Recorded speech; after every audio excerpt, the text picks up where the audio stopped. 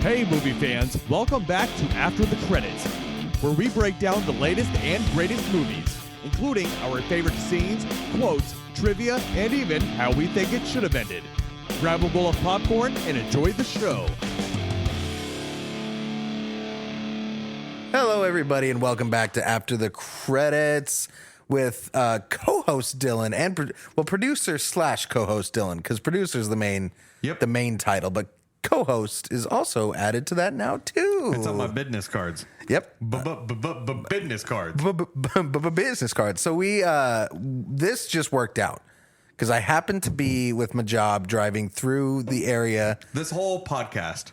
Yeah. Happened to work out. Just happened to it happened to work out. But today happened to work out because I happened to be driving by through Dylan's town with my job, and I was like, "Hey, buddy, I'm gonna park here, and I'm gonna need you to pick me up, and we're gonna fucking record an episode of the podcast." Yeah. It was initially I was gonna be in my truck overnight and use just my phone, just make a phone call and. And record that way. And, I like this better. Yeah, I like this a lot better. It's almost like a slumber party. It is without the slumber. And if I didn't need to not go into work first thing in the morning tomorrow, then I probably would have said nah. But, I'm taking Natalie to go to the doctor's. Oh. And I'm going to get plates on the car. Oh, okay. What time is all that? Is that early or not? A little bit early. Oh, okay. I mean, I think I get 30 minutes of sleep-in time. Oh, nice. That's always good. Fuck yeah. I factor that in too. I'm like, oh, today, I'll get about 40 minutes of extra sleep. Yeah. Yeah. I do that too. Every minute counts when you're this fucking old. Right. Yeah. When you're a parent and old as fuck. So yeah, we are getting together today to record a movie that was suggested by Dylan that I had never seen. And after watching this movie, I'm really kind of disappointed in myself that I hadn't seen it. Yeah. What are you doing, T-Bone? It's sometimes just gems slip through the cracks, and this is one of them. Oh, yeah. But you suggested for us to watch The Accountant. Ben Affleck joint. Dude. It completely flew under the radar for me. I had no idea about it. I had no idea what it was about, other than the title of and being about a fucking accountant. Yeah. But I had no idea what it was about. So you suggested it, and I said, "Fucking yeah, let's do it." This came out the same year that because Ben Affleck's in it, so it came out the same year that Batman vs Superman came out. And I mean, we'll just go right off the bat. You and I both. I said it, and then Latasha said that you said the same thing. That this is a Batman movie without Batman characters. Yeah. And Ben Affleck is the character of Batman. Yeah. And it came out the same fucking year as Batman. And I'm just gonna keep going with the Batman shit because there's so many things. And his line that he mutters over and over again, the Solomon Grundy, is that he is a Batman character. And J.K. Simmons is in this movie, who also plays Commissioner Gordon in Batman with Ben Affleck. Yeah. I don't think he was in Batman v Superman yet. Not the theatrical cut, but the extended one. Yeah, he was. In Batman v Superman? It was, I think so. Maybe it was just Justice League. I mean, you have a computer at your fingertips. I mean, I didn't mean to question you rhetorically, but I know I'm correct. Oh, you do? Okay. So yeah. So he made his appearance as Commissioner Gordon in the Snyder Cut. Yeah. In Justice League. Was it both or just Snyder Cut? It was both. Okay. Yeah. Joss kept him. Good. Because he plays a really fucking good Commissioner Gordon. He is kind of so good. Similar, not dissimilar from his role in this movie, in The Accountant. Right. So of the new of the new Commissioner Gordons, I guess the only two that I'm just out of the two, Gary Oldman or J.K. Simmons. We got very little J.K. Simmons, but who would you? J.K. Simmons. I want more J.K. Simmons. And let me tell you, because many people... I know this is super off topic. Many people might not know this, but I'm a big Snyder fanboy. I think I still have a moment of silence every day for what could have been. And this movie is one of those reasons why I like it so fucking much. Is because it scratches an itch. It does. I really like it. Itches a lot. It's like fucking. It's a rash. Like a Batman itch. Yeah. And that only can be cured by Ben Affleck beating the fucking shit out of people. But I remember when they announced J.K. Simmons as Alfred or as Commissioner Gordon. He posted a picture and he was jacked. He was very bald, had a very big beard, burly beard, but he's fucking ripped. Yeah. Like not just toned, not just old man toned. Right. Like he was jacked out of his mind. Yeah. There's no reason a 70-year-old needs to be that fucking cut. Let's be fair. There's no reason that Commissioner Gordon needs to be that fucking cut. I mean, he's a fucking commissioner. So yeah, but I get it. I've seen Commissioner Gordon be played by like chubby dudes and been good. Right. Yeah. Because at that point, it's a desk job. Right. Like you're not a beat cop. Right. Like fucking running down criminals and shit. But I do like the mentality, or I do like the idea of jacked Commissioner Gordon. Like J.K. Simmons, like can picture him beating the ever living fuck out of like Scarecrow or Joker. And, yeah. I mean, to get some extra information, you're just beating the piss out of him. Yeah, yeah. And fucking J.K. There needs to be an alternate. Voice. There needs to be an alternate universe where J.K. Simmons dons the cowl. He is Batman. We could have had that. Snyder was all for that shit. That would have been so fucking. That's why he brought in fucking Jeffrey Dean Morgan to play old Wayne. Yeah, because he was gonna be in a universe. Well, yeah, I mean the whole Flashpoint thing was something that they were gonna do. His mom being like turning into the Joker. Yeah. It was a whole thing that they were gonna do. Anyway, 1,000,000%. Yeah, we need to have just a Snyder talk episode. Why do you think I picked this movie? Because we haven't talked. Do this. Yeah, perfect.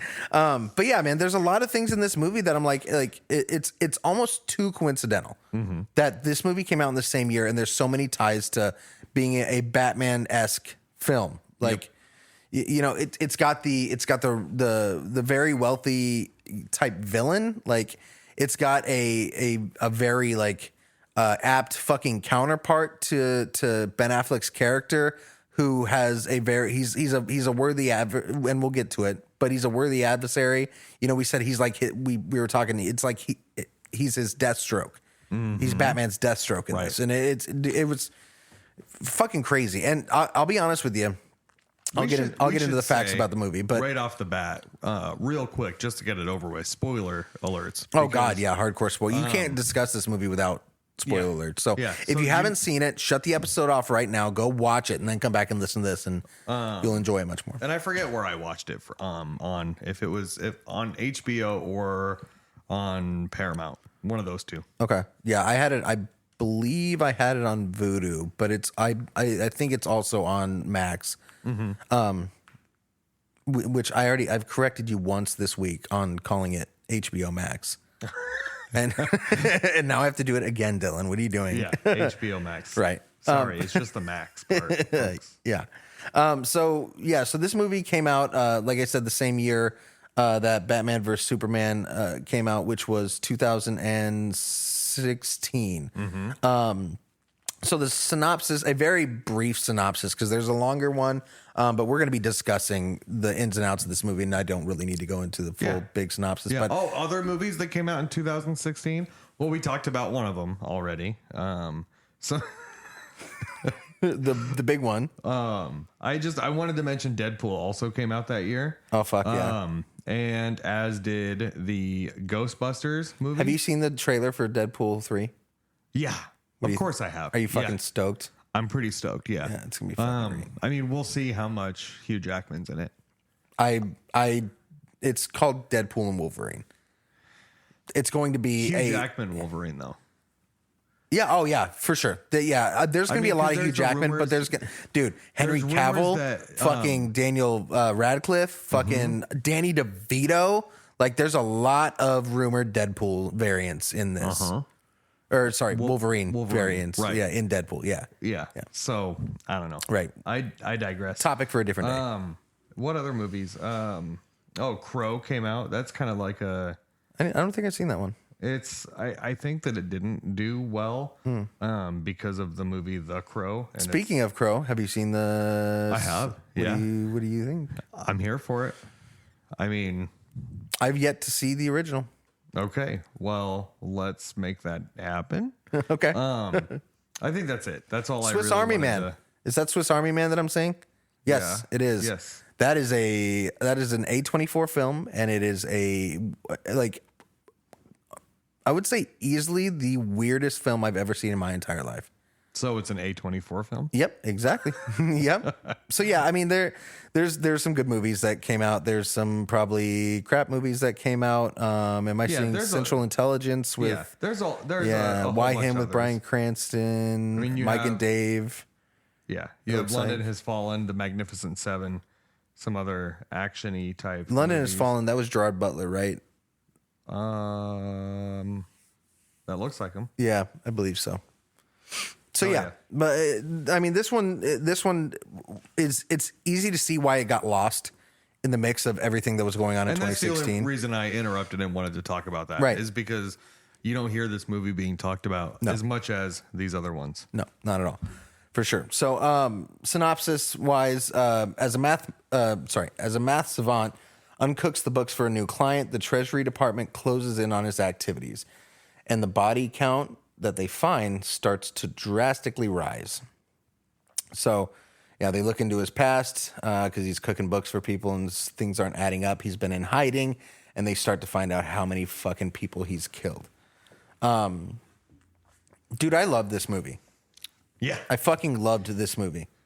And I'm not gonna lie. When I started watching it first, I was like, I'm like, oh, it's cool. Like the aspect of like, you know, him being a savant and, you know, the positive sides of his like autism really showing how successful he is. And, you know, a lot of different things that I was like, okay, it's cool.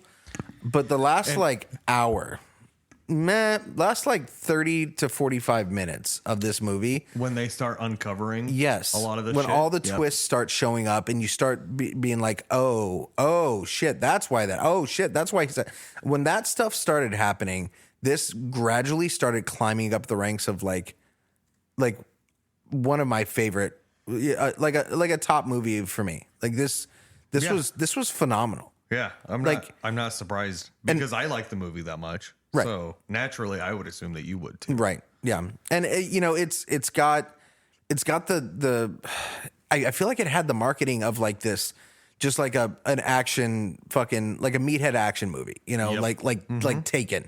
Yep. It had a you know, a marketing of that, but it's a fucking brilliant movie. Like Yeah. it's a really smart, well done. It's a smart movie, The yeah. acting is phenomenal. Let's talk about some of the actors in it as well, because I mean, you've got Ben Affleck plays Christian Wolf, Anna Kendrick plays Dana Cummings, J.K. Simmons is Ray King, John Barathol plays Brax. You know, Jeffrey Tambor from Arrested Development. He plays Francis Silverberg, kind of one of the main. You know, well, I guess he's not really one of the main big guys, but he's an integral part of the story.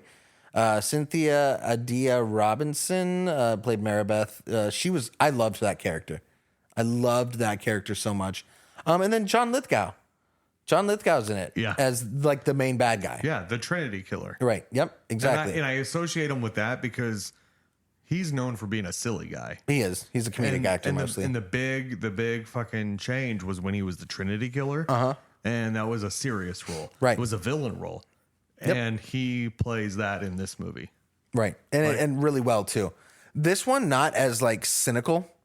Not as cynical. Like Right. I think just like knowing what he has done is the cynical side that shows up with him, but he doesn't really do anything super fucking like dark or cynical during the actual film, but you know his past and you know his past is dark as fuck. For sure. But yeah, I mean that's really the noteworthy cast. So the cast is stacked. It's got a really, really good cast. And the acting is just so well done. Like the acting was really good throughout this entire movie. You know, Ben Affleck playing an adult who has a pretty he's pretty autistic. He's very autistic. You know, has his routines, has his things that he has to do, but is also fucking brilliant. You know, absolutely brilliant. And he played the character so fucking well. And to quote the movie from the event that we're going to do, you never go full hard R word. Right. Yeah, right. Yeah. I mean, and they abide by that rule in this movie. Yeah. I mean, he was very functioning. I mean, he was relatable to everybody. He was like arguably a billionaire. Yeah.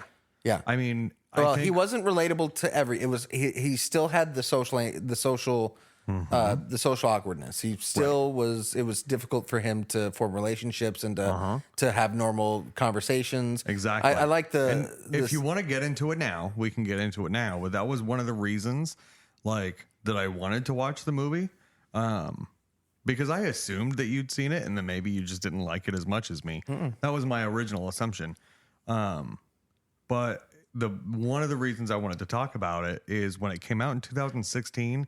That was and I don't mean to say this in an insensitive way, but that was before it was cool to have autism. Like, they were still calling it Asperger's in this movie. Were they? Yeah. Oh, okay. I mean, 2016. That wasn't long ago. It wasn't that long ago. But do you remember 2016? Do you remember everyone saying, "Yeah, I think I have autism"? I feel like I hear that almost on a daily basis. Really? I mean, maybe it's the side of TikTok that I'm on. It could be. But Because I'm not on TikTok very much. I feel like a lot of people are like doing at-home tests and saying, "Well, I'm autistic." I see. And like, I don't know. This movie came out before that, and I think it's not because of this movie, but at the time, like, it really helped open eyes on what autism really is. Well, and because we were watching it, and it was towards the end, the doctor was basically explaining to a group of or a couple parents, what it is and what it could be. What the negative connotations with autism are, but the bright side and how, like, don't count this kid is not down for the count. Right. Like, they're not done. Like, they could move, and how he explained it. I don't get married. Right. I don't remember the exact words he used to describe it, but how he described it while we were watching it, I was literally like, I love that explanation of autism. Like, I really, really like it. Basically not listening to the normal physicians and people who would, diagnose him with what he has and tell you what his future is going to be like, because you don't know and we don't know. I really liked how he explained it in a very understandable and a kind of silver lining way, which, like I said, I thought it was great. This, like I said, this came out October 14th, 2016, box office wide. So the budget was kind of low. It was $44 million. I guess for this movie, it seems kind of high because they didn't, a lot of guns. Yeah. The fucking cast. That's where all that fucking money went. For sure, dude. For sure. Yeah, they stacked the cast with all that money. Gross U.S. and Canada was $86,260,045. So it it doubled its money. And then gross worldwide was $155,560,045. I'm surprised. You didn't think it did that well? No. It did really fucking good. I don't remember hearing about it. Yeah. I mean, and I was actively going to the theaters around that time. Yeah. But anyway. I mean, it almost quadrupled its budget. No, that's really good. That's insane for a movie. It's really good, but think of a movie surprised. that was $100 million, which is a normal budget for movies that are out now. If it made $400 million, like, that would be a fucking smash at the box office. Yeah. It's wild. But yeah, so we went over the cast, we went over the synopsis and stuff. So what was because there was like 10 fucking twists and like reveals. What was your favorite reveal that you didn't see coming the first time you watched this movie? The first time is his brother. Yeah. Being the other guy. Realizing that it is his brother that he's trying to kill. Right. So do you want to kind of explain that situation? Because you know it really well. Do you want to explain the situation of Ben Affleck and John Barenthal's dynamic and what John Barenthal's character was before they realized? Yeah. So, I mean, from Flashbacks that Ben Affleck's character, we'll call him Chris, Yeah. Wolf. Sure. We know that he has a brother. Right. And he has a dad and he has a mom, and it was all 4 of them happily ever after researching fucking autism doctors and shit. And then mom couldn't take it anymore. Yeah. And mom said, see ya. She just fucking walked out. And then dad and 2 little boys. And you're made to think that the dad's kind of a prick because he's very, very hard on both of his sons. If not, especially more on Christian. 100%, because he's the older brother. Yeah. Usually the older brother catches a little bit more shit. And he even says that in there. He's like, it's up to the older brother to decide whether or not it's a fight worth fighting. Right. And it's the little brother's job to be fucking loyal. So they touch on that quite a bit. So you know that he has a brother. And you know the accountant is, first he's an accountant for like the fucking Taliban and fucking mob bosses and the real IRA and fucking people all over the world. Terrorists. Oh, yeah. Yep. Terrorist organizations. Yeah. So he's who they turn to cook their books and shit like that. To make them seem somewhat legal. Yeah. Yeah. Or if someone's stealing from him, it's his job to go in and figure it out. Yeah. And having that type of job, he had to acquire a specific set of skills that would like he was in the military as well, which but so he has all these crazy skills, is able to be deadly, and is also fucking brilliant when it comes to numbers. Right. And he's the top of his fucking game. And then you find out why he was hired for this specific job, and then that guy also that hires him also hires someone to protect him. Right. And we're introduced to John a very Barenthal's, high level bodyguard, basically. John Barenthal's character, Brax. And Brax he's like a military ops level private investigator bodyguard / hitman. Very similar skill set. Yep. Without the like savant mathematics, brilliance. It. Yeah. Very similar skill set. He knows how to fucking fight. To Chris. The first scene that we're introduced, he goes to rough up this guy that's in the car. Yeah. I fucking love that. Yeah. That's like ruining stocks for the company that this guy was employed by. Right. And you see him like take his knuckle. Yep. Like his pinky knuckle, and blast this guy right in the throat. Yeah. But then he does it again in the same exact spot. And he knows he did it in the same exact spot. He's like, man, why'd you make me hit you again? Yeah, dude. Why'd you make me hit you in the same spot? Well, man? and then he walks him through how, like, it hurts, but you're going to be okay. Like, walks him through, like, breathe. Like, you'll be fine. Give it a minute. And then, like, within the time frame that he gives him, the guy's fine. Yeah. And talking again. Yeah. He's like, he's been trained, too. Fucking deadly weapon and knows, like, he's just... he's a Swiss Army knife. Like, it's his company. He hires other people to come with him. Like, he has his own Black Ops little team that he hires.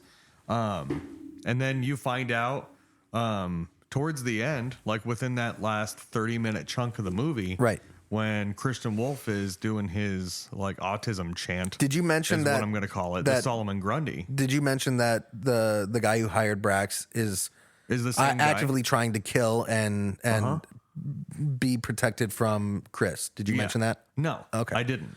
It's important. It is. Now that you say that, it probably is. Yeah.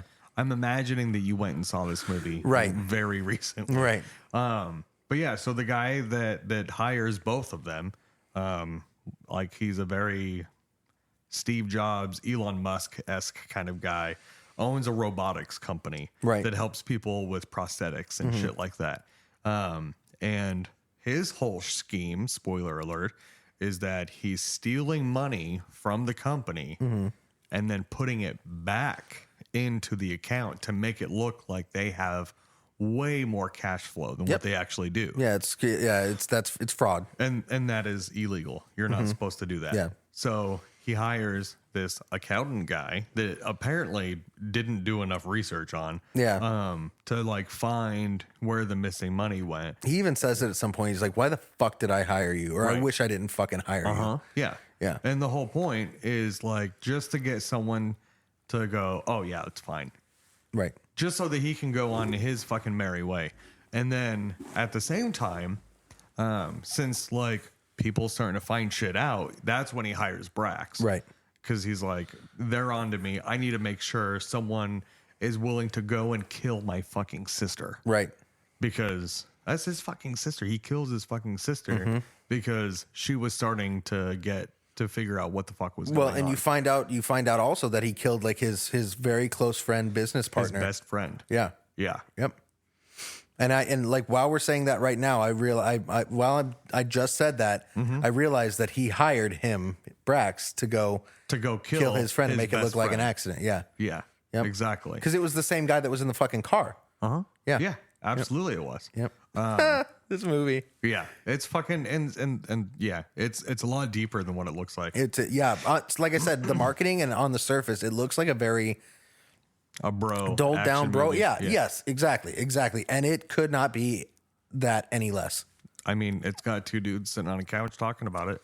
Bro. Two bros sitting on the couch talking about it. 3 feet apart because they're not gay.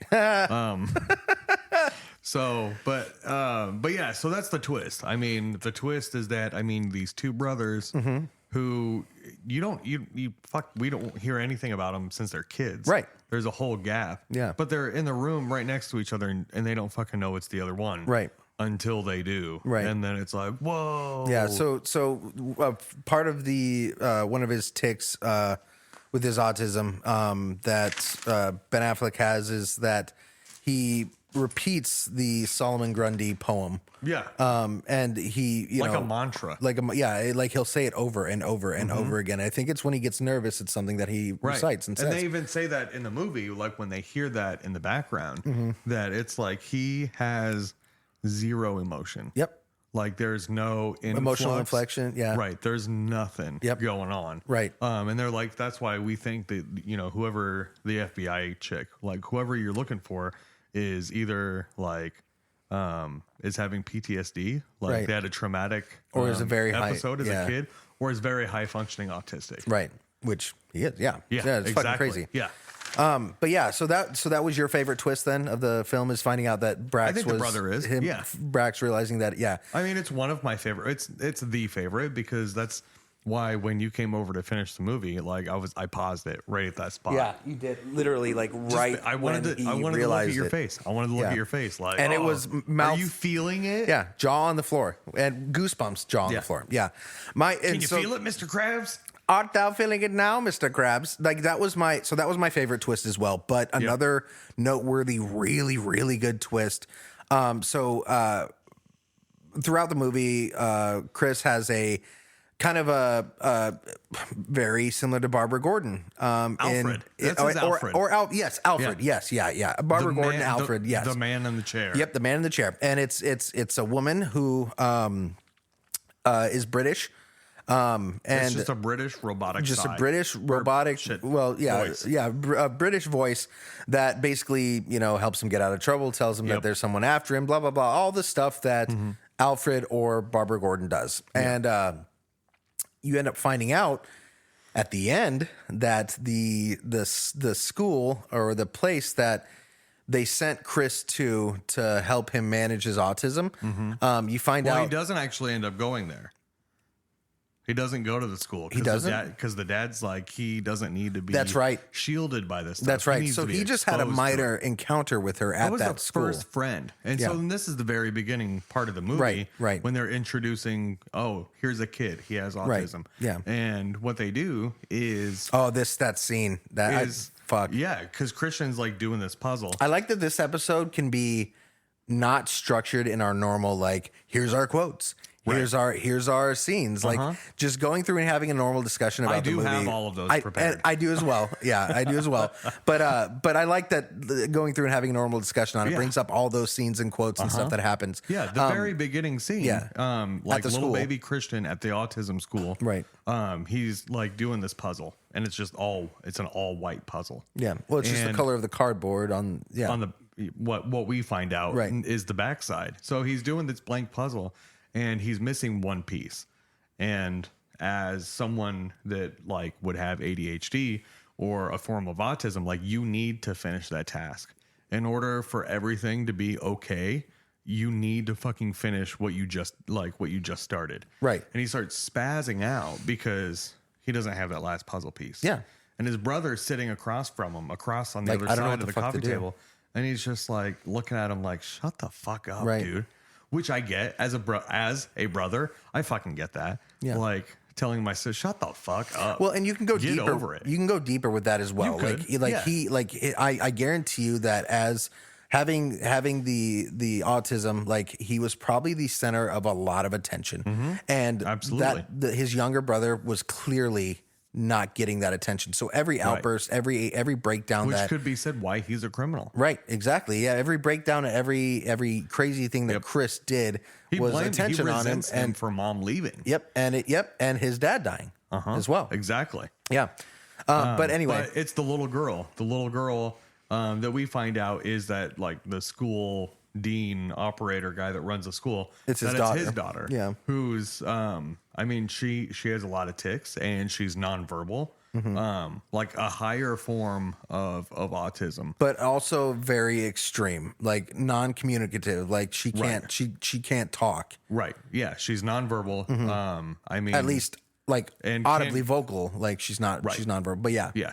I mean, doesn't have full control, I would say, of her arms. Has and stuff physical like that. has physical Like spasms right. and whatnot. Yep. Yeah.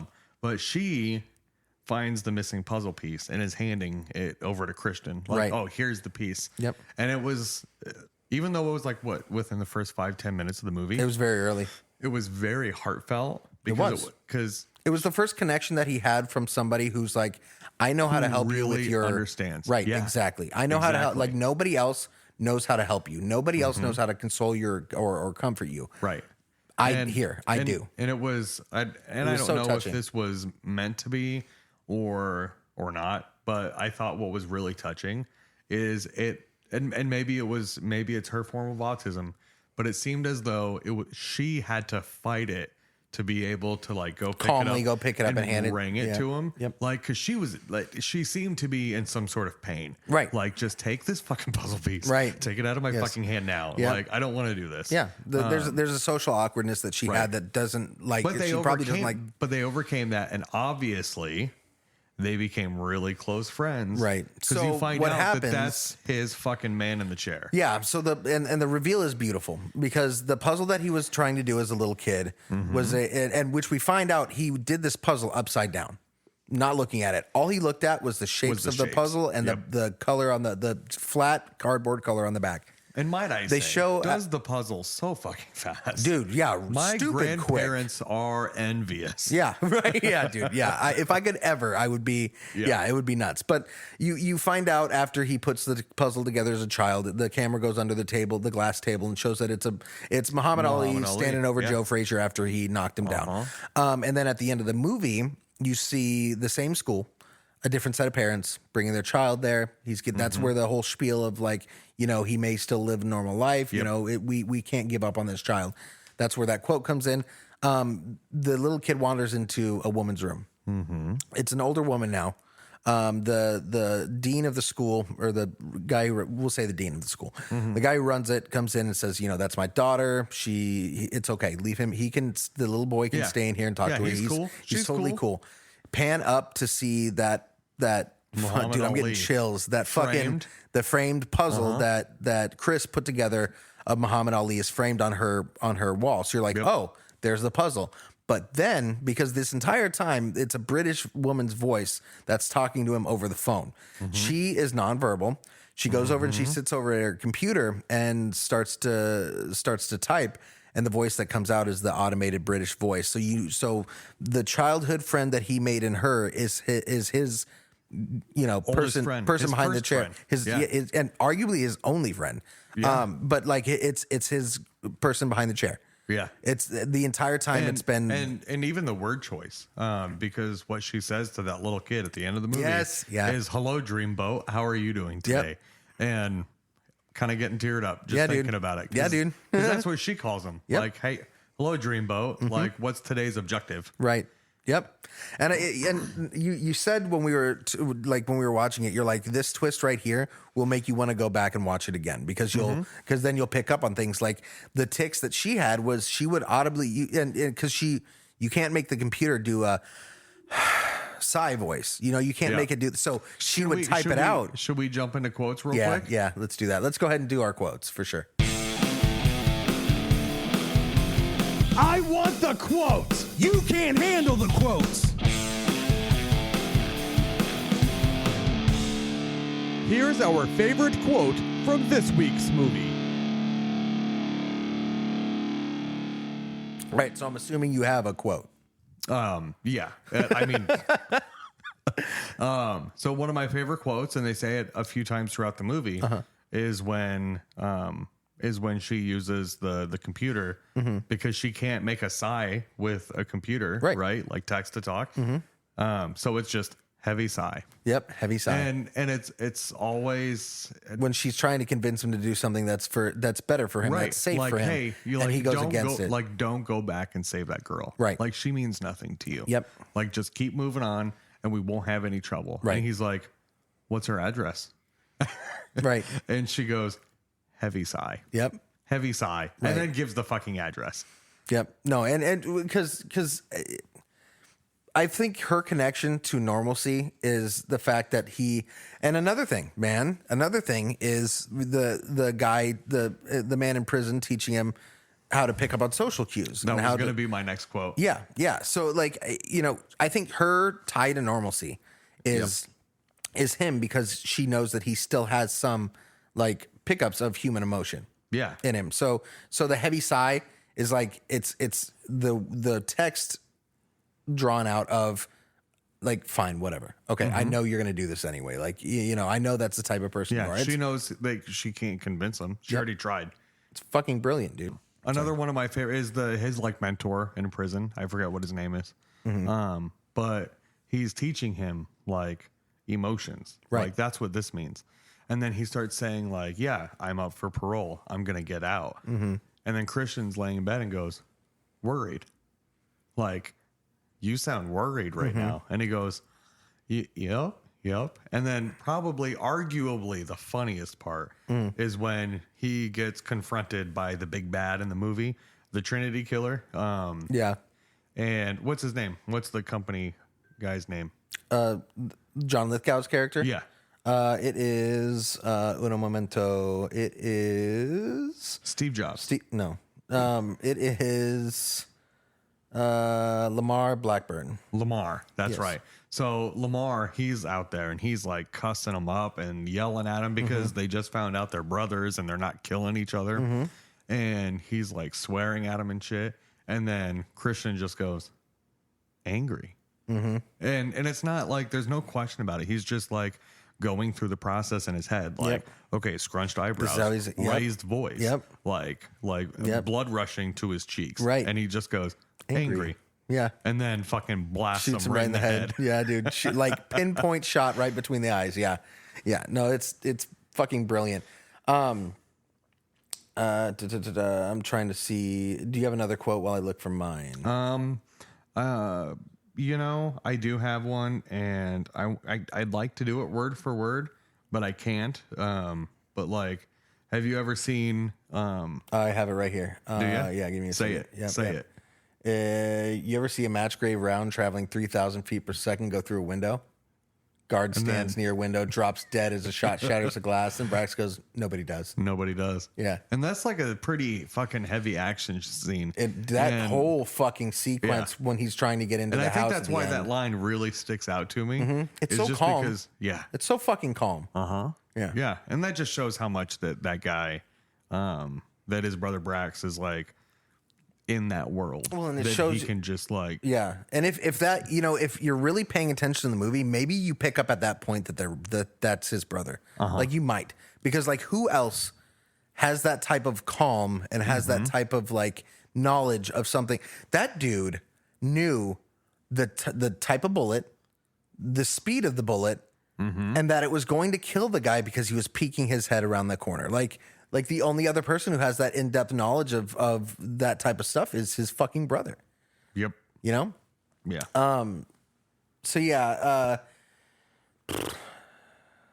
let's see here.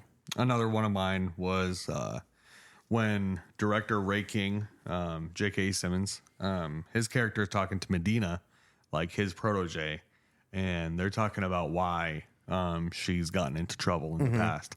And he goes, "Oh wow, that's rough," and her response, which is, I mean, it's very fitting, like a young African American, like non-white girl is saying to a very middle-aged white man, Right. who's her boss, with all due respect, sir, what the fuck do you know about rough? Right. Exactly. Like, Yeah. Fuck you talking about. But then then you one up you her. hear, He's yeah. like, you know what? Let me tell you about Let me rough. let me tell you why I'm getting out of this, why I'm retiring. Let me tell you. Yeah. Like, I've had a gun pointed to my head before, and this is what's been going on. Right. Yep. And you find out at that point that the accountant is pretty much he's a vigilante. He's doing things for bad people to make a living. And he has a moral code. And because of that moral code, him and his Alfred, the girl in the chair, Right. turn in to FBI director guy. Yep. Yeah, all of them working together. And I mean, so like, here's my question is so how long has his guy in the chair been helping the law enforcement and stuff with what is going on with Chris? Like, is it since day one? Like, I mean, did he know who the guy, J.K. Simmons, did he know about Chris and just didn't know who he was? And then like, I mean, I got to go back and watch it again. I don't think that they answer that. They probably don't. I have to go back, but I feel like if you watch it and pick up on some cues, you might know that there's it's possible. Yeah. Like maybe it's from when maybe it's after, because she knows everything that's going on with him, where he's at. Maybe it was after he ran into him in the hallway and let him live after telling him that he was a good dad. He was a good dad. Right. He was a lousy agent, but So maybe from then he was like, hey, this is a good guy, Yep. you know, Yep. who knows? But one of my quotes is, so when he's hired to help uncook the books for the robotics company, Yep. he goes and he does. I mean, he's literally writing on the walls all the numbers and going through every number, every penny that's been spent on that company since the beginning of the company. Well, and then- that's another good line. Yeah. Is like, oh, I need the last 10 years of books. Right. And he goes, well, I've been best friends with him. I've been a CFO for 15 years. I need And him then for the past 15 years. Need him for the past 15. Yeah, yep, exactly. With no just no emotion or whatever. But very savant, like. Yeah. I mean, it's almost like Rain Man, like writing on the It's like he glass. knew without looking at the books, like what the issue was. He knew that he was the problem. So yeah, he told him that he said he needed him for 10 years. He told him he was friends with him for 15 years. He's like, oh, well, that's the problem. I'll need it for 15 years. Yeah.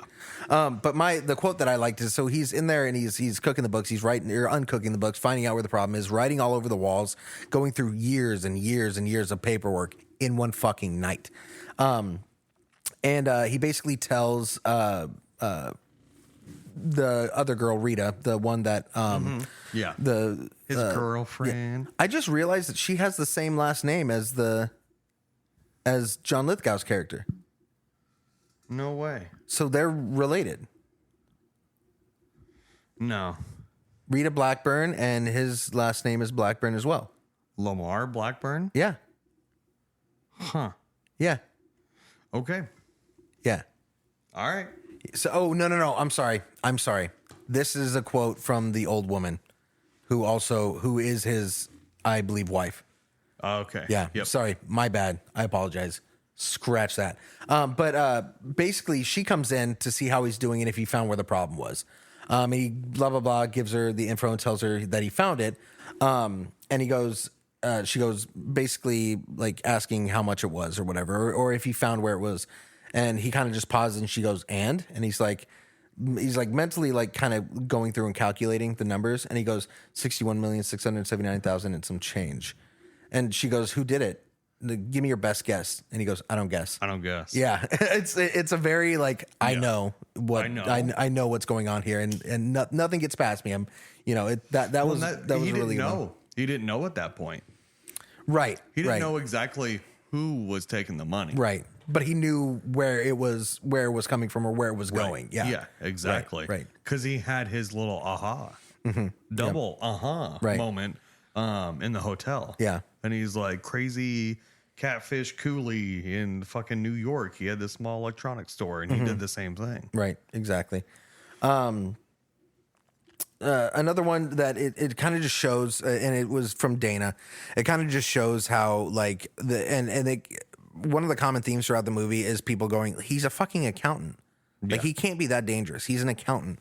You know, it basically underestimated the entire fucking movie. Oh, yeah. But she starts to realize, like, he goes to save her and starts to realize that they're being followed and everything. She goes, "Why would your clients follow you? You're just an accountant."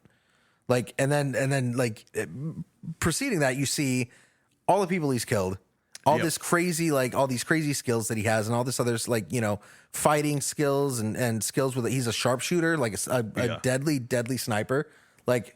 Yeah. Fucking crazy. But yeah, even the person that he literally just broke into the house, killed 2 people to save, is like, why would they be following you? You're just an accountant. Like, clearly, not just an accountant. Yeah, you're a little bit more. You'd think she'd catch on to that, but right. Yeah. Do you have any other quotes that you would like to say? I don't think so. Okay. You want to do a couple scenes? Yeah, let's do a couple scenes because there's a lot of them. Yeah, for sure. Say hello to our favorite scene.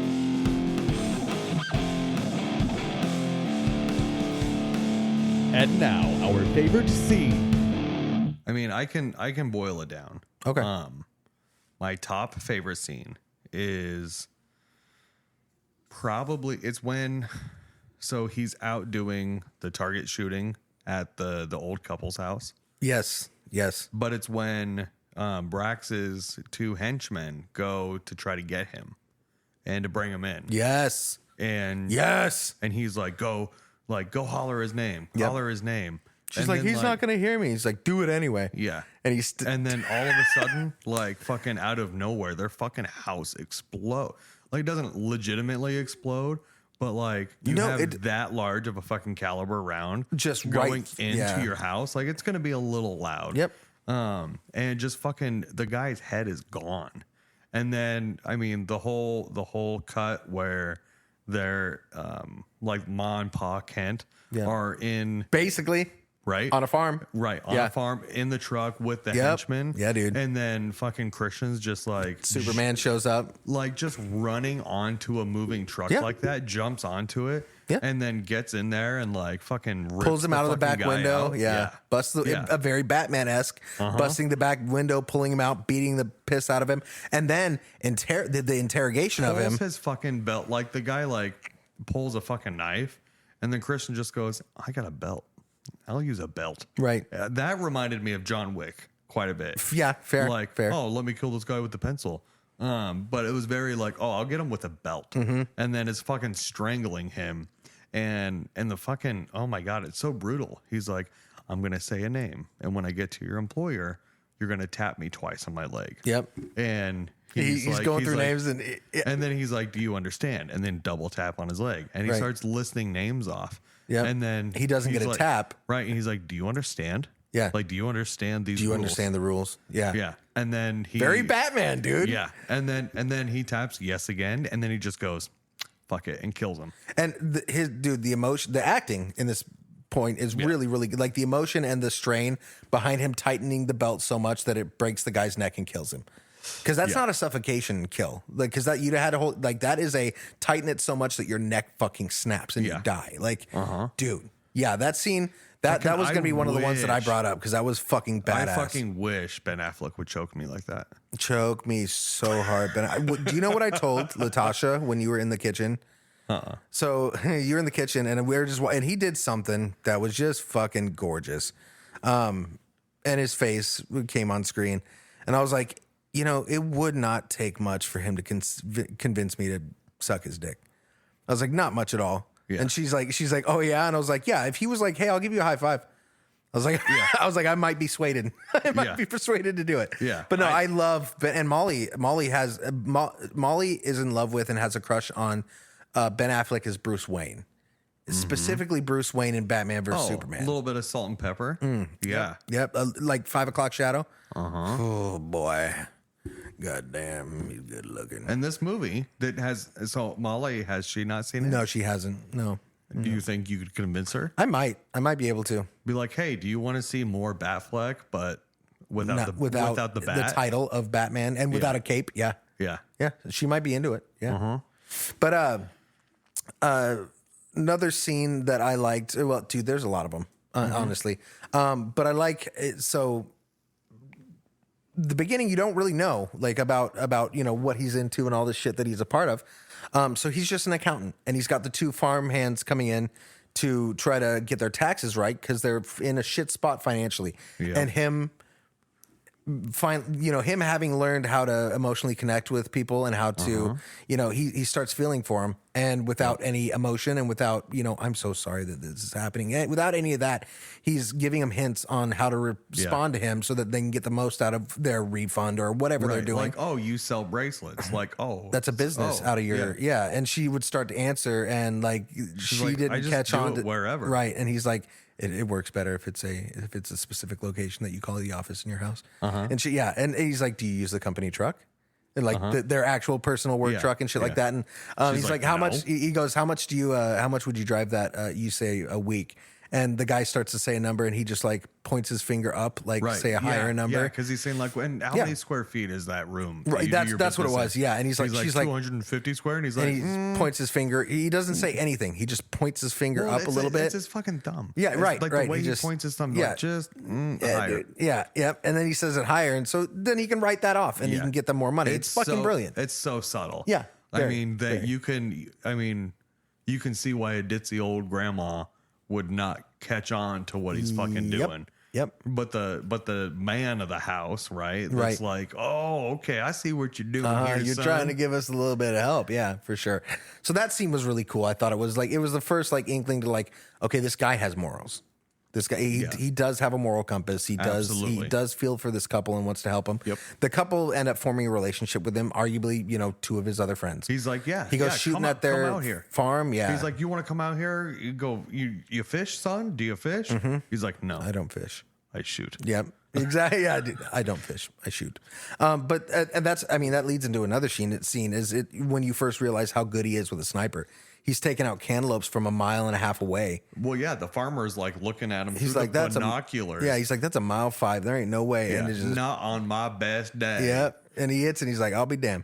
And you realize how deadly he is with a sniper now. Like, yeah, so that's another really good fucking scene. You got any other ones? You do. I know you do. Yeah, the other scene is it plays a lot on like backstory and flashbacks. And one of them is when the dad is just sitting there and reading a newspaper. Yes. And both of his sons are being trained by what you would assume is like some martial arts expert. And he's like, all right. The martial arts guy's like, all right, I'm done coaching for the day. Because he's not just coaching, he's beating the shit out of them. He's beating the fuck out of two kids. He's literally fighting two children and beating the shit out of them. He's like, all right, they've had enough. We're done. Yeah. And then the dad's like, no, they haven't had enough. Yeah. And then, I mean, the line that he uses, like, you know, it's a father's job to know my son's limits, and we're not going to know those limits until we start peeling back. Right. So keep going. Yep. And then, like, the one son, like, Chris, stands up. Chris, and he's like, it's okay. Got broken glasses. He says it in like a different language. He says it like in like Japanese or Chinese or something like that. It's like it's wipes the blood off his lip, and he's like, "Let's go, motherfucker!" Because he's not pulling punches. He's smacking these fucking kids around, beating the shit out of them he's got to a train fat, them. bloody fucking lip. Yep. Yeah. That's a good scene too. Yeah, that is a really good scene. The entire the whole sequence of his brother realizing it's him, his brother having a meltdown, and basically, I mean, they get into a fist fight with each other, and then Chris is your kitty. Chris is so like it's his brother, so he's not going to fight him. Chris is just taking punches. Like he's literally just letting him beat the shit out of him and not move, just like standing there, getting punched in the face, getting punched in the chest, stomach, and shit like that, just taking it. And Brax is like, fight me, fight back. You gotta fight back. Come on, fight me. Like he's just so pissed at him because last time he heard from him was him basically causing the death of his dad, of their dad, and the whole breakdown of him getting his anger out, beating the shit out of him, getting all the animosity that he's held against him for the past 10 years, getting that out physically, and then having an emotional breakdown between the two of them, and then coming to the terms with each other, and then eventually at the end being like, hey, I would love to see you again, like I would love to hang out again, like, dude, it's so fucking good, and like he like it got me emotional because I'm like, man, this is it, like the acting is so fucking genuine, it's so good, but that whole scene of them, starting out fighting each other, breaking down, and then coming to terms, and then, talking about without him being able to say it because Chris doesn't show those type of emotions, Right. vocally. Without saying it, he's like, I would like to see you again, which is him saying, I miss you and I love you too, which is what, Drax was begging him to say, or Drax, Right. is it? No, it's not Drax. Drax is Braxton. fucking Braxton. Drax is fucking, Brax. which Freudian slip. So, what Ben Affleck reminded me of in this movie is how he doesn't have those Drax the Destroyer. it's very Drax-like, where there someone would say something and he would respond in the logical like does not understand sarcasm. Yeah, I'm trying to. So like Drax, Star-Lord goes, well, that one went really over your head, and he's like, nothing goes over my head. Nothing I'm too goes over fast. my I would head. catch it. Right. It's similar. Like the responses that you get from Chris in this is similar. It remind me of Drax in that way. Well, that's stupid. I could never do that. Right? Yeah, exactly. It's fucking great. But yeah, I mean those scenes for me. Do you have any more? Or? No, I'm ready to start talking about some like news with this movie. Some news. Yeah. I mean, you mentioned it, and since we've been sitting here, I've been researching it. The Accountant 2. Ah, yes. First off, the reason I didn't know what you were talking about is because you were sitting on the floor folding laundry, and I was looking up information about this, and I was like, dude, The Accountant 2 is in pre-production, and you looked at me like, okay, who gives a fuck? Literally was the face you Because gave me. anytime, especially now, in IMDb, fucking dude. I don't tell 2024, you things that I'm not certain about. but that's public. I pay for the IMDb, bro. Okay, but it could be false. All right, It could be. It could but be. It's in pre-production. It's in pre-production. It's got a writer tied to it. So the timeline is still a bit murky. It's been confirmed. They have a cleared fucking script from Warner Brothers. It's going to be filming will begin sometime in later 2024. Fuck yes, dude. But here's where I go, okay, it's very likely that we're going to see this fucking movie is because co-star J.K. Simmons has revealed he will begin filming his portion in late March 2024. Hell yes, dude. Hell yes. And this article via Screen Rant, which I tend to trust Screen Rant. No, I would. Yeah, I do too. Not blindly, but I tend to trust them. They're more It right was than they are posted wrong. March 9th of 2024. So Jesus Christ, like 2 weeks ago. Yeah, it's Hell yeah. very new. fresh. Yeah. Hell yeah. Which and I found out it's streaming on Apple TV Plus. So that's where you can stream it, as long as you have Apple TV Plus subscription. Right. Which makes me wonder if it's going to be made for Apple TV. It might be. They've been doing that a lot lately. Yeah. Thank you for sharing your Apple TV with me because Yeah, I've absolutely. watched so much fucking great shit.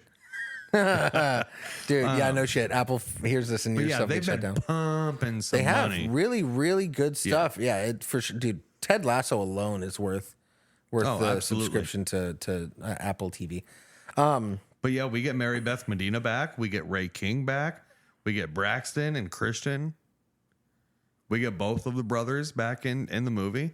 I'm pretty excited because they can go in and answer some of those questions that we had.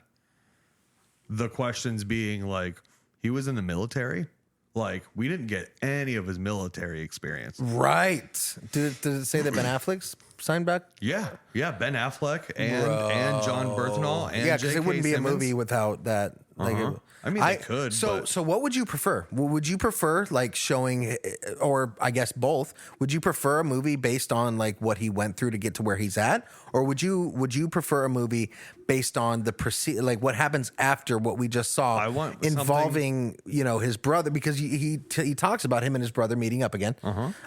You don't know what happens to J.K. Simmons when he retires. Like if Right. he's still a part of the whole thing, the new girl as the agent. Yeah, as with Medina. So what would you prefer? Or would you like a healthy mix? This is like how I think it should end, right? But like going forward is they do it in the future, but the flashbacks are flashbacks when of he's like him a young adult and then into adulttid. is him, yeah, like Military stuff, going yeah. through like fucking boot camp and stuff.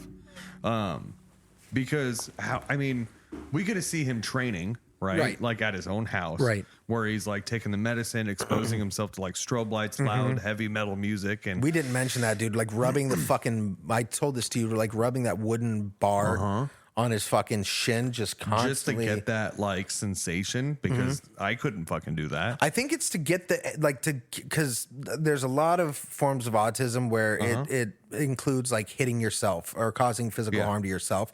I think that's his way of doing that. Maybe I'm not sure, but either way, fuck, man. Yeah, I would You ever like to bump see your shin on something? I could bump my shin on a pillow and it and would he's fucking beating hurt. the fuck out of his shin with a baton. Yeah. But instead of doing flashbacks when he's a kid, becoming who he is today, like you see him going through military drills and boot camps and shit like that. Or you see him flashback and it's the first time he's an accountant for I would love that. Yeah, I would love to, because we saw bits of his training to become the When he's a the child. fighter but like that's only going to be worth so much. Like he's going to have more military training and stuff. Like his dad didn't teach him how to shoot. I would love to know how I'm he sure he became did, but become a let's see it. sniper. Yeah. Like I would But love let's to see watch the that. right, exactly. I agree. I 100% agree. And with how they did the flashbacks, I guarantee you that's what's going to happen. I bet you that. I'm willing to bet that that's how the second movie is going to be because set that's up. what I want. That's one of the things that made this movie so great. Are the flashbacks of him and a child becoming, And then like all showing how he became what he is. All the intertwining, and then everything comes together at the end. Very David Fincher style-esque. Yeah, I like it. Right? No, it was like I said before. It's a smart movie. It's fucking smart. With it being as parallel to like Batman and Batman characters as it is, I wouldn't be surprised if Ben Affleck was like, I have all these really good ideas that I wanted to use on Batman, but Let's use it on this. let's use it on this. Yeah, Yeah. because he was supposed to direct a Batman film. Yeah. Ben Affleck was. He wrote it. Right. And he was going to star in it and direct it. How fucking cool would that? And I bet you when we watch it, it we'll be like that's something that could have been in a Batman movie. That is something Absolutely. that could, yeah. What if when it comes out, you and I do a live watching and a review of it? We do it in the parking lot of like blank and Well, blank if theaters. it's Apple TV, we can do it right here. We can do it right here. Yeah. I can sell like 50-cent tickets. Come down to my basement. Come watch the movie in my basement. But yeah, no, it should be awesome. I mean, it looks like they've got everyone back who was a part of the first one, and if that's the case, it's gonna be as good as the first one. Hopefully, Yeah. If they lived in this in the first movie, then they're going to be in the second one. fucking great, dude. I love it. So trivia time.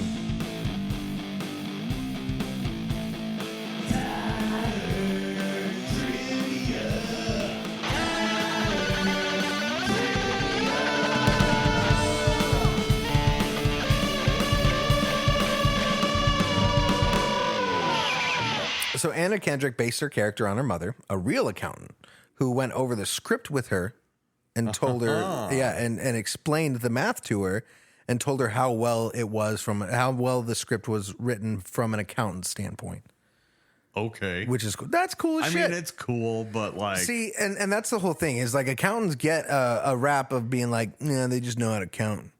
They're just really good at counting. Yeah. Like there's a lot that goes into being an accountant, and like I was trying to think of a scene where it's like you would need to be an accountant to appreciate it, and I couldn't think of anything. the scene that when he was writing on all the fucking walls and going through all the paperwork. I mean, it was interesting, but I bet if you were an accountant, you were like, oh my fucking God, this is insane. I'm willing to Oh bet. yeah, all those numbers. Oh yeah. Oh yeah. Yeah, probably. You're probably right. Let's see here. While it might seem odd for a strong box filled with gold and other valuables inside, or other valuables to include a copy of Action Comics #1. This is when, fuck, that's right. We didn't talk about The comic book. Yeah, the Superman #1. all the shit that he has. Yeah. This issued that issue of that comic. Guess how much it's valued at? $2.3 million. $4 million in mint condition. Fuck. $4 million for that fucking comic book in mint condition. I knew it was millions. I mean, because that's Superman 1. That's iconic. Him holding the fucking green car above his head. Right. Yeah. Yeah. So remember when she talks about the Chicago University, Dana does, she goes, it's where fun goes to die. Turns out that is an actual unofficial model of the University of Chicago, where fun goes to die. That's cute. Ben Affleck has stated that this is one of his top 5 personal performances throughout his entire career. The list also includes Batman in the DC Extended Universe, Hell yeah. Holden McNeil in Chasing Amy, Yep. Tony Mendez in Argo. I have not seen Argo, but I've heard it's fantastic. Argo, fuck yourself. I haven't seen it. Is it good? Is it good? It won Best Picture, didn't it? Yeah. And didn't he win? No, I don't know if he won an Oscar for it. I think He might have. I think he got something for writing it. Was it good? Oh yeah. I'll need to check that out. Oh yeah. Fucking Now it's everything fucking Dennis Ben Goodman. Affleck. Yeah. Well, the other one, what's the other movie Ben Affleck did that I really liked? Where Good he's Will Hunting? No. That was when he was young. Dogma? Yep. Yep. Movies that he was is in? it The Boys? No. Like the show? No, not the show. There's a movie where he plays like a Jersey bank robber. Ben Affleck heist movie? Not his height and weight. The Town is what it's called. Okay. Have you seen The Town? Nope, that's another It one. has- I did start watching it and then got called away. It has Gimpy, Jeremy Renner in it. Jeremy Renner? Yeah, that guy. Yeah, Gimpy. Oh, Dylan. That's fucking terrible. Jesus Christ. He's doing good now. He's doing really good now. He ain't gipping. I need you to apologize. I need you to issue an apology right now to Jeremy Renner. I'm sorry. Don't talk about Hawkeye like that, man. I'm sorry, Hawkeye. I didn't mean it. Jesus My bad. Christ. Oh, my Lord. I can't get over it. Good Lord. I didn't catch on to it for a second. That's fucked. Those slow burns, those are the best ones. So the number 3 is used in inconsistency or in when people are cooking books. They use the number 3 because it's the most common one that goes to their brain when they're randomizing numbers. He mentioned that. Yeah, I remember that. So in keeping with the number 3, the screen throughout this theme seen throughout the movie, Christian Wolf uses the Mozambique drill, 2 in the chest, 1 in the head, on several enemies. 3. The drill is also called the body armor drill because many criminals now wear body armor. The shot to the head is if the 2 body shots don't have any effect. The term Mozambique was probably first coined by Jeff Cooper. So the whole 3, like 2 in the body, 2 in the chest, 1 in the head, like it just goes along with that pretty fucking well. It just shows that this movie was really well thought out. 1 second here. The Luke Skywalker lightsaber seen in Christian Wolf's Airstream Caravan is actually an unofficial replica of the Graflex Flash lightsaber produced by Park Sabers. It's set up in the approximate configuration of the Ranch Saber, which is also known, which is only known screen use was when Luke Skywalker actually used it in The Empire Strikes Back. So it's An actual fucking an actual like lightsaber used by Luke Skywalker in The Empire Strikes Back was in this movie, which is pretty cool. That's sick. It's now held in the archives of Skywalker Ranch at George Lucas's Neverland Ranch. Basically. The stand used to hold the sabers from an unofficial license master replicas display lightsaber. So they spent nothing on the display holder, but the actual lightsaber itself was from Star Wars, which is pretty fucking cool. Let's see here.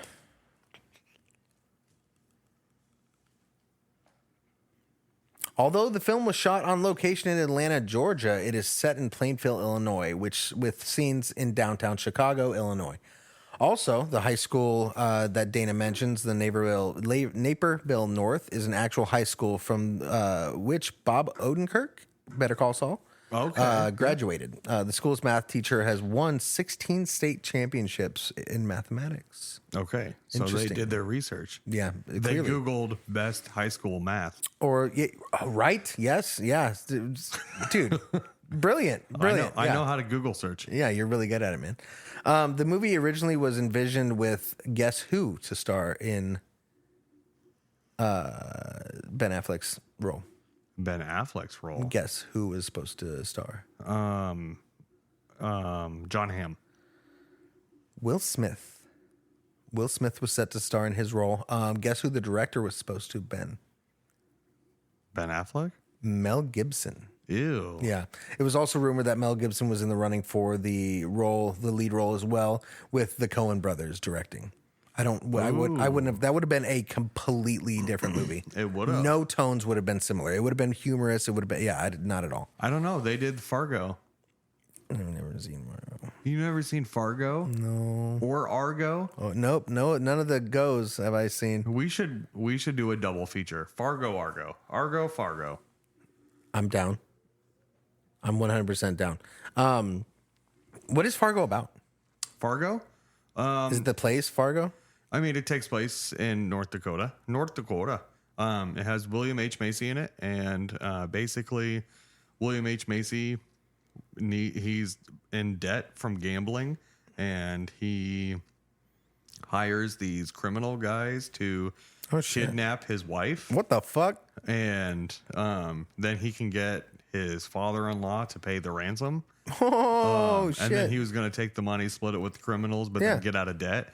And it doesn't go as planned. Yep. Yeah, makes sense. It's very, very cheesy tagline. Yeah. When you kidnap your wife and she gets murdered and things don't go the way that you quite planned it. Yeah, the tagline that you see in every movie. So Dana and Christian discusses the number of 3 used as a second digit in falsified records very commonly. And then you find out when Christian eats breakfast, he makes 3 pancakes, 3 strips of bacon, 1 fried egg from 3 eggs. And then when he does target practice, how many melons is he shooting each time? 3. Yep, 3 melons. Yeah, so that comes back. A bit. The jigsaw puzzle, which features prominently in the film and on the advertising, is an obvious reference to the autism symbol of puzzle pieces used for years. Coincidentally, the symbol was falling out of favor with neurodivergence and autism activists around the time of the film's release. Though not because of this film, its intended meaning that people on the spectrum have diverse experiences was often misunderstood by people who thought it was trivializing autism as a puzzle to be solved. So the metaphor of autism was that it's a puzzle that needs to be solved. That's why the Autism Awareness Month is often like a blue puzzle piece is the symbol for it. But that's around that time is when that was like becoming a thing. Around this movie, the time this movie came out, that's when it was becoming a thing, and there were activists. So people didn't like this movie because of the autism. Some people. Because I thought this movie did very well. I did too. Okay. I thought it did. Well, then say that then. Oh, okay. I was just reading off the trivia team, man. That's all I was doing. Shit. Christian recites the rhyme Solomon Grundy to calm himself down. In the DC Comics, Solomon Grundy is a zombie whose life is structured around this rhyme. Mm-hmm. One of the real life frauds mentioned in this film is the case of Crazy Eddie Anter. Tragically, Anter died on September 10th, 2016, exactly 1 month before the film's Hollywood premiere. Wait, this is a real guy. The guy Crazy Eddie Anter, was a real dude. Huh. Yep. Real life fraud. Yep. The scene where Dana says the University of the scene where Dana says the University of Chicago is where fun goes to die has been deleted from some TV versions of the movie. I'm assuming because around Chicago. I'm assuming either that, probably there, and then I'm assuming the University of Chicago was like, take that fucking shit out of the movie. Like, don't play that on TV. Fuck them. Yeah. So fuck those guys. Let's see here. Let's do one more.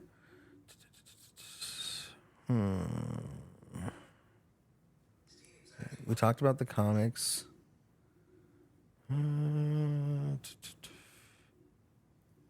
Oh, so Ben Affleck did win an Oscar for something. Hell yeah. I don't know what, but he did win an Oscar for something.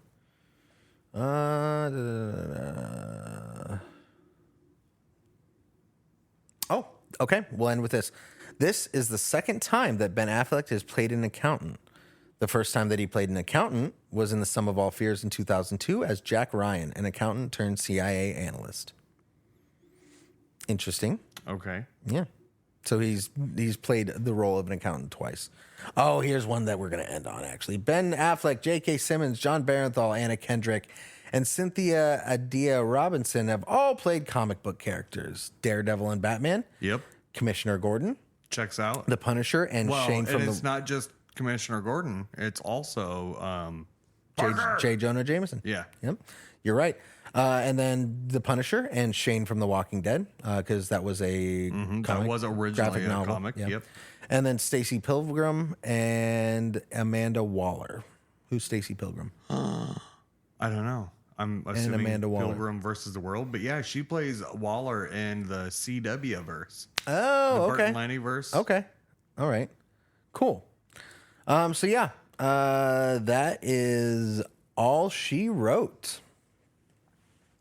We got anything else? Oh, what would you rank this movie, Dylan? What would I rank this movie? This gets an 8.6 in my books that are uncooked.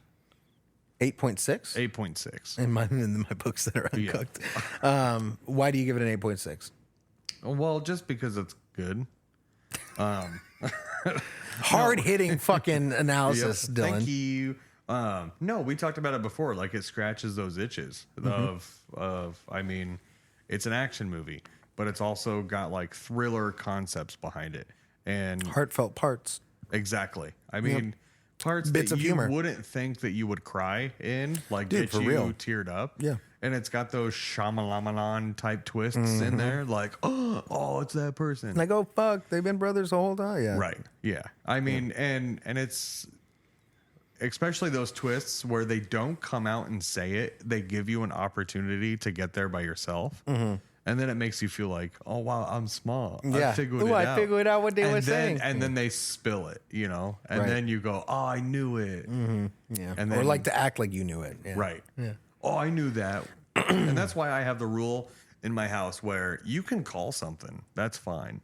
But you can't do anything after the fact. Like, oh, I knew they were going to say that. Like, you don't get to do that, though. Right. You don't get to say, No. oh, I knew that was that Yeah, person. that's a good point. You don't get to do that. Yeah, you can call it beforehand. Be like, I bet they're brothers. Right. Because that's when he was looking at him on the camera, and he said like the first line or the first couple words. I was like, is he? He's oh my god! And then later, what was it? What was it that I? And see, and you can, and this. And Oh, I was like, oh, they're gonna find the girl, the girl in yeah, that room. right? Yeah. Yep. Yeah, you called that ahead of time. But with the catch that is like you have to call it ahead of time, otherwise it doesn't matter. It's also a judgment-free house, so you could have said like, "Oh, Lamar, that turns out to be his new stepdad." It's probably not. But Right. guess what? I'm not going to judge you for it. Right, exactly. Because if that does happen, Then you're a fucking genius. then that's fucking cool. yeah. Then you call it. Yeah, you're great. Yeah, So for sure. judgment free with the calling shit out. Fair. So you gave it what was it? 8.6? 8.6. Okay. Yeah. I mean, this is a movie that I watched on my own like a month ago. And then after that, we were talking about movies to do. And I was like, I Right. want to do this movie. Yep. And then so I watched it again with Latasha. And then again, like the last half with you. Yeah. So yeah, it's a movie that I can watch over and over and over again. Right. Yeah. No, I agree. I'm gonna give it an 8.8. So it takes a lot for me to watch a movie a single time and be hooked to the point where I told you after it was over, I was like, I might watch this tonight again in my truck. Again, I yeah. might watch this tonight again. It takes a lot to get a movie to do that for me. I think the story progression was fucking great. The pacing was fantastic. I didn't feel bored at all. I didn't feel like it got off to a slow start, even though it did. It didn't feel like it because they were giving you pertinent information throughout. The only thing I could gripe about is like the level of flashbacks that they do. Too much or too little? I think it's too much. Really? It's not the fact that they do too many flashbacks. You know what? I think, but they overlap on the flashbacks. I think you're right, and they also have jump. flashbacks within flashbacks. When? Like when they're doing like the big plot explanation, like this is how I got here, Yeah. and this is how he got here, and this is how I fit in here where he was here. Right. It was like, Okay. fuck, sprinkle that throughout the process. Fair. Yeah, that's fair. Yeah, I mean, I don't. They didn't do it poorly, Right. but goddamn, that really made me think. I think my only nice catch. I think my only gripe would be we didn't get enough of a background on the shenanigans at the robotics company. I would have liked to known like some of the shit that they were doing, you know, like that they were doing illegally. And also the guy in prison, I can't remember his name. The mentor. Yeah, the mentor. I would have liked to get a little bit more of the story of like a little bit more of the mentoring process. In that. But like literally those are just little gripes by me. Other than that, this movie was fucking phenomenal. Yeah, it was really good. I'm happy you watched it. Yeah, thanks for suggesting it, man. Yeah, we're Very definitely going to do the sequel when it comes out. Oh, yeah, we got it. For fucking sure. We gotta, yeah. So yeah, that'll do it for us tonight. Thanks for having me over and picking me up from the gas station to to discuss a movie. You fucking lot lizard. Yeah, I know. He's such a hoe. Yeah, but make sure to check out our website, afterthecredits.fm. Yep. If you haven't had a chance to listen to the previews episode that we just dropped not too long ago, go back and listen to that episode because there's some big news in it. And I mean, it's just a good fucking episode. Yeah. Go back and listen to it. At this point, I can say $15 tickets to our 4th birthday party. Hey, $15. Yeah, $15 on Eventbrite. $15, little man. Put that shit in my hand. Yep. Eventbrite, you said? Eventbrite, yeah, okay. $15 on May 25th at the Hollywood Theater in Hollywood Candy, Omaha, Nebraska. In the Old Market historic downtown area in Omaha, which is in the state of Nebraska. Yep. Get your tickets and come, which is in the state of Nebraska. Get your tickets and come watch Tropic Thunder with us. The first episode, the first episode that I ever recorded on a podcast was it for Tropic Thunder. So let's do it again. Come talk to us. Be a part of a live episode. Come watch the movie with us. Have some popcorn. Have some food, and then afterwards, let's fucking burn fucking Omaha Old Market to the ground. Yeah. Let's tear that place up. Join us for some drinks. We're going to talk to some bars, maybe get some after the credits or Tropic Thunder themed drinks going on. We're going to bar hop and enjoy celebrating our 4-year anniversary, our 4-year birthday of the podcast. Yeah, over 60 fucking episodes. Almost 70. Years. Yep, that's dude. crazy. Yeah. Yep. Including the previews episode and then this episode, it'll be 70. Fuck yeah. Yeah, dude. Hell yeah. We're doing it. Good times, man. Lots of fun. But yeah, Facebook. Tell them about TikTok and YouTube, man. Yeah, make sure to follow us on YouTube, and pretty soon we'll probably be doing a TikTok if the U.S. government doesn't shut it down first. But yeah, we're starting to make little clips now too. So yeah, just fucking check it out. We're doing fun stuff, man. Yeah, thanks so much for hanging around with us. I appreciate you. We love you all. Thank you so much for listening. Okay, bye. Bye.